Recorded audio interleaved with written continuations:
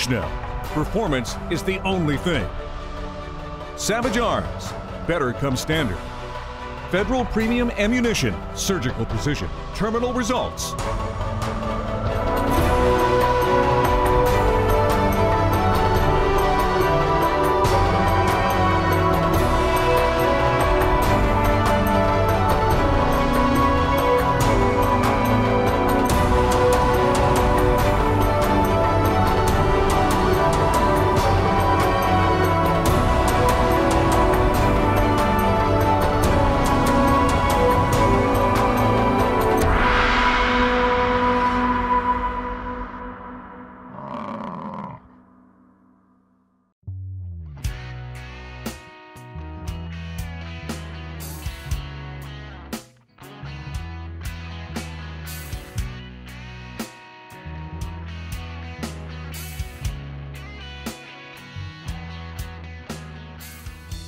Well, folks, we're back here at Woody River Trophy Hunts in northern Saskatchewan. Lance Miller's invited us to come back. I know Everett and I are excited to be here again. We got some tremendous bucks last year, and what do you think, Everett? Yeah, you're right, Kent. It was a lot of fun last year. Tremendous deer, great lodge, great facility. This year it's fun. We get to have Dean with us too, and yeah. Well, trust me, I'm not arguing, man. I was in the other side of Saskatchewan last year, and I was watching the pictures of those big bucks coming in, and I was 100% jealous. So I'm glad you guys made an opening for me. You bet. Well, Lance has got everything set up for us. We just arrived. We just finished sighting in the guns, made sure they're dialed in. So all we got to look forward to for this evening is a good meal from Deb and a nice sleep and dream of big bucks for the morning. I ain't gonna sleep. Woody River is located in the northeastern side of Saskatchewan, nestled against the pristine foothills of the Porcupine Provincial Forest. The area consists of towering stands of timber, breathtaking river valleys, and many tranquil lakes offer a picturesque setting for hunters to experience a true hunt for a trophy of a lifetime. The lodge is very comfortable and gives you ample space to unwind and get away from the pressures of life. They only take a few hunters per week, depending on the group that wants to come, so that they can cater to your needs and make your stay as enjoyable as possible. You will come as a hunter, but you will leave as a friend.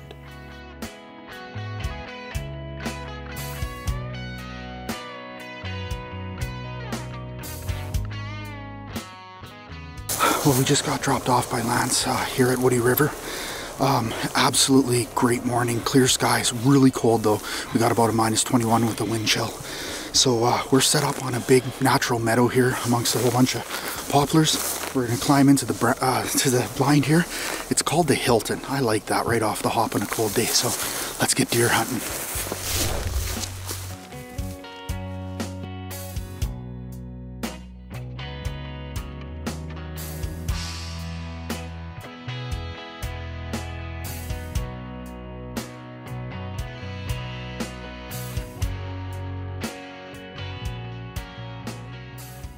Well, we're set up now, and what an absolutely stunning morning. It's incredible out here.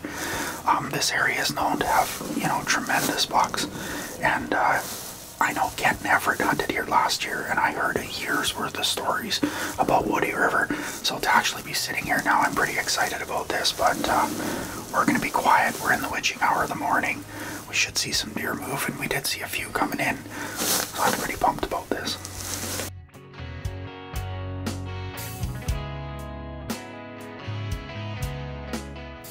And it wasn't long before Kent spotted movement to the far right of the blind.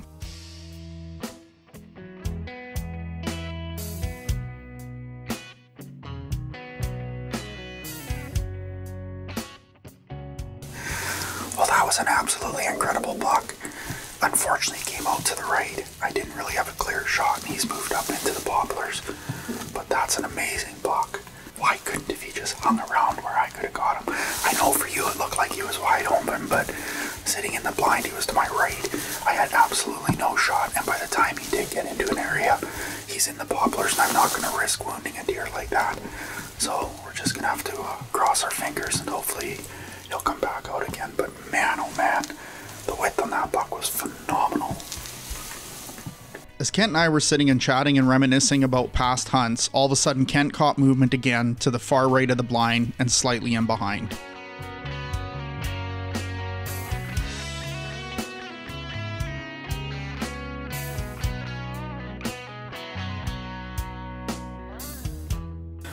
Well, I'm just having no luck this morning. We had a second buck come in that was an absolutely incredible animal. But they're coming to the right, and what you can't see is Kent is filming to my right. And I also have a big blind spot in the blind to my right, and they're just cutting across the one end of the meadow and heading right into the bush. And just no shot opportunity at all. So, and hopefully I'll get an opportunity where it presents itself for a good ethical shot. As I was turning on the Tatcams to grab some B-reel, all of a sudden caught some motion through the poplars on the far ridge. All I could see was antlers staring back. Oh, this is our first really good cold snap we've had here. Yeah. In the prairies. She's pretty cool. What was the temperature this morning? It was -16 with a wind chill of -21. Yeah. Thankfully, there's not a lot of wind where we're at. Oh, so thank heavens, yeah.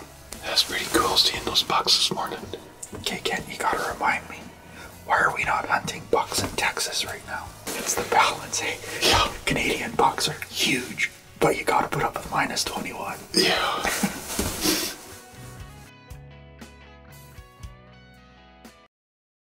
This segment is brought to you by Safari Club International Canada. First for hunters.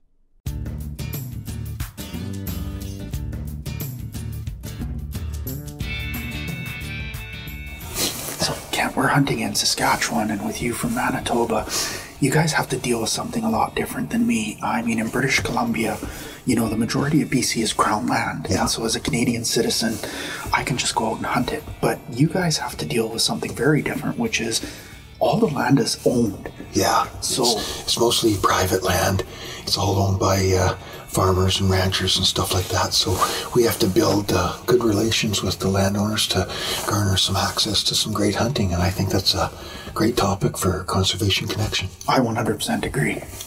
As hunters, we have a lot of opportunities on private land. Whitetail deer, mule deer, turkeys, pheasants, ducks and geese are often game that we hunt on agricultural or private land. I think one of the things that we need to realize as hunters is that we're out on these properties in a recreational capacity. But for farmers and ranchers, this is their livelihood. As hunters, we need to put in as much effort and time into building those relationships with the landowners as we do in the types of stands we use, the stand locations, etc. What I like to do is I like to call my landowners early in the season. I don't like to bother them during harvest because that is usually at the start of the hunting season, and some of these landowners are inundated with calls and disturbances from people that just aren't respecting them. Talk to your landowners early in the season, get permission, it'll help you in your hunting season. It's important to build rapport with them all year round. If you can spend some time with them in the off season when they're not tied to their busiest times of year, then you can help them understand who you are and get better relationships. I help my landowners out all the time. You know, I help them move cattle. I help them move machinery around. I visit them in the off season. I take them some of my venison steaks and sausages after the season is over, and that helps you build relationships with landowners that can last a lifetime. The other thing that you can do is ask the landowner if there's anything that you can do to help. Oftentimes we have trail cameras, we have blinds, we see things on their land, we can help them, give them information. And they can do the same thing for us. They can oftentimes tell us where game are, where they could use some help, but maybe having us move some game off of their crops in order to protect those crops. So those sorts of things can all go into building a good rapport with landowners. So even though I'm from British Columbia and the majority is Crown land, the onus still falls on the hunter to guarantee that it is Crown land. If it is private land, then you have to make sure that you go and talk to the landowner before accessing that land. Nothing frustrates me more than people who assume when And in fact, it's not Crown land, it is private land, because those types of decisions of accessing private land affects us as hunters. What do you see? Just coming right behind, down the hill, straight in front of the blind there again. Oh yeah. There's a really, looks like a big clean 4-point. No, or is that that's a 5-by. Oh yeah. That's a different deer. That is a different deer, you're right. It's got 5 or 6 points on the one side. That's a nice typical. Boy, I think a big typical.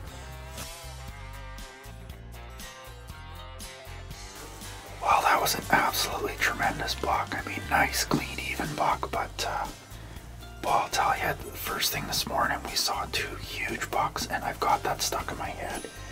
And I have a feeling I may regret passing on that buck, but it is only the first day, so I'm gonna bank that I made the right decision. I hope.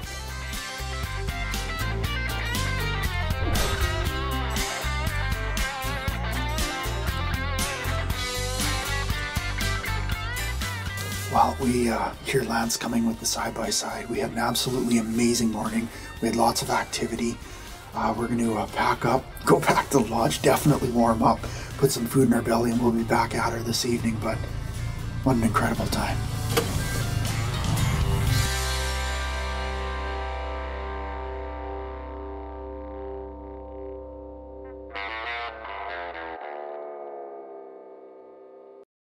Taxidermy services provided by Hunters Union and Ray Wiens Taxidermy.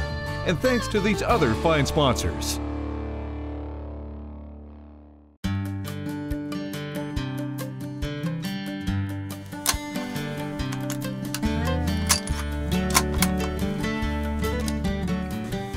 Well, it's the afternoon. This morning was a cold morning, but for some reason the deer just weren't moving. We saw a few good deer, but it was very quiet. So we're hoping that means that we're going to get some really, really good movement this evening. The temperatures have mild down, the wind chill's still pretty cool, but it looks like it's going to be a fantastic sit here in Saskatchewan. So hopefully Woody River Outfitters helps me get my whitetail. Within the first 10 minutes of sitting in the blind, 2 does worked their way out to the edge of the clearing. I noticed that they both kept looking back into the woods. All of a sudden, they both quickly exited up the ridge. I was about to find out why. Well, we just had a couple bucks come in, and one of them looks like a good 5. I'm just going to take a look now.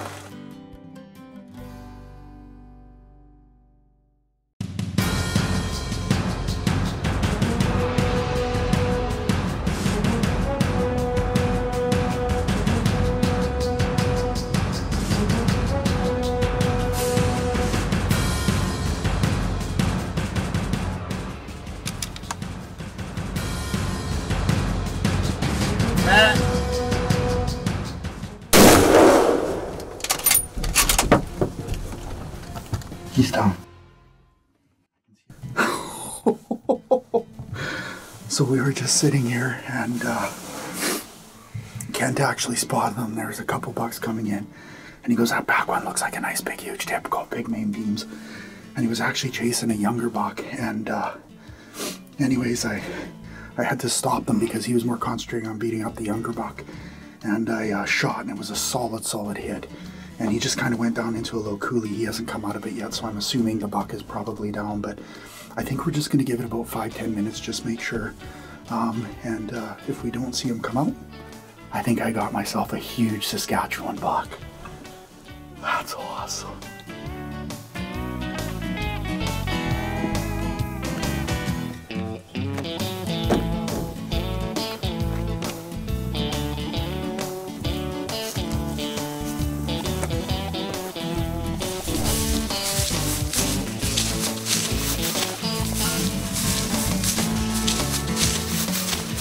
Wow, I just got up over top of the high land. I can see the buck line right over here. That's awesome. I got my Saskatchewan whitetail.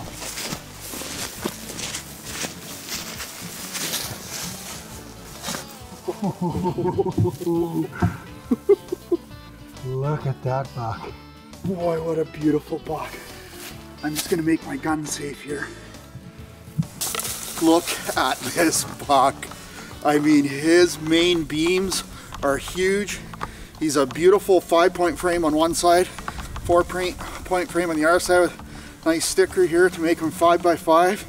Great G1s. Oh, look at this whitetail. Oh, that is your typical Saskatchewan Canadian whitetail. Wow. I couldn't be happier. I'd love to help, but I'm running camera. This one happened in a bit of a flurry. Kent and I were sitting there. We had a long lull of really no activity. And all of a sudden we saw a smaller buck and this guy come bursting into the meadow. He was kind of picking on the smaller buck. And I'll tell you, when I saw these main beams, my decision was made. I mean, I don't know how long his beams are, but wow, what a deer. And I mean, healthy. Look at the body on this buck. Hey, big, beautiful, healthy deer. Lots of good vittles. Beautiful, beautiful set of antlers. I couldn't be happier. I really want to throw a thank you out to Lance and Vaughn from Woody River. You know, spectacular outfit. Beautiful, beautiful deer. Great setting. Whew. I'm excited, as you can tell. Anyways, that's a wrap. And now I guess my good old buddy Kent's up to bat.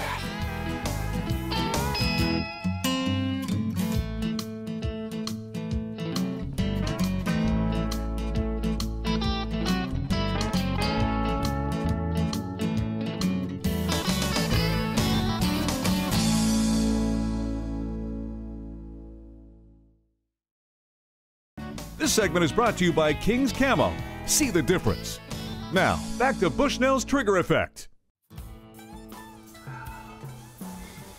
Well, it's another frosty morning here, Woody River. We're going to be heading back probably to the same stand where Dean got his. Lots of buck activity there. So, I'm up to bat this morning. Grab all my gear. Head out.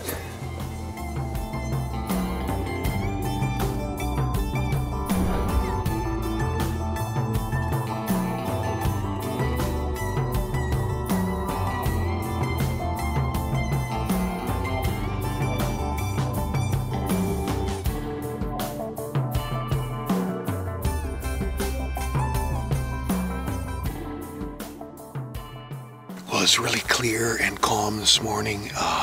It's about -18 with the wind chill factor, but it's going to be a great morning. I can't wait to see what comes in this morning. Pretty excited about this. We've got about 150 yards to hike into where the meadow is and get settled in before first shooting light. This is going to be awesome.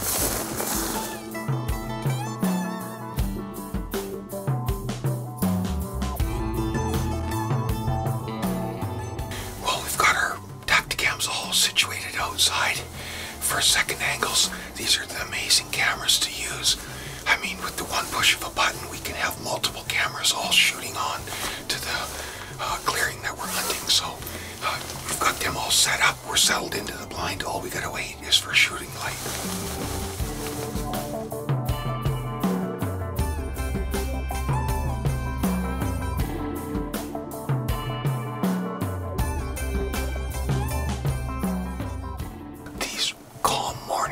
During whitetail season is probably my most favorite time of the year.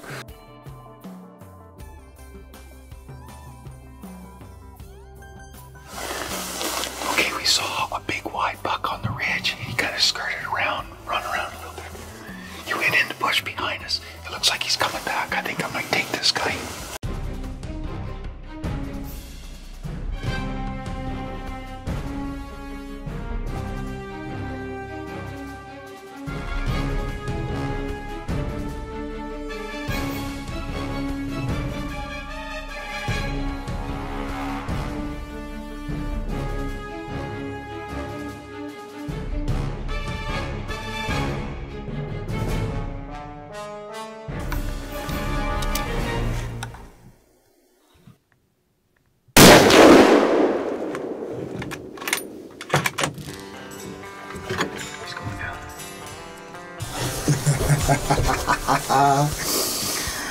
That happened quick. He was roaring around. He come off the ridge. We got a good look at him up against the skyline there. He came down into this bowl. There was a couple other bucks running around, and man, I thought he was gone. I thought maybe I might have made a mistake, but he stopped at the edge of the clearing, turned around, came back across. So put a good shot on him. I saw him run in behind the hill here, and he never came out the other side. So I think I got my Saskatchewan buck. Yes. Well, I had a pretty exciting morning this morning. It was frosty, as you can tell by the frost built up on my mustache. But look at this beautiful deer. I mean, he has got it all going on. He's got width, he's got height, he's got some character. Woody River Trophy Hunt, he's got a great operation here. So, I mean, I couldn't be happier. Dean got a great buck the other day. I got this guy today. This is great, being in the whitetail woods in November. So we're gonna cut this short, go get the side-by-side, load this guy up, and probably head back for a good meal.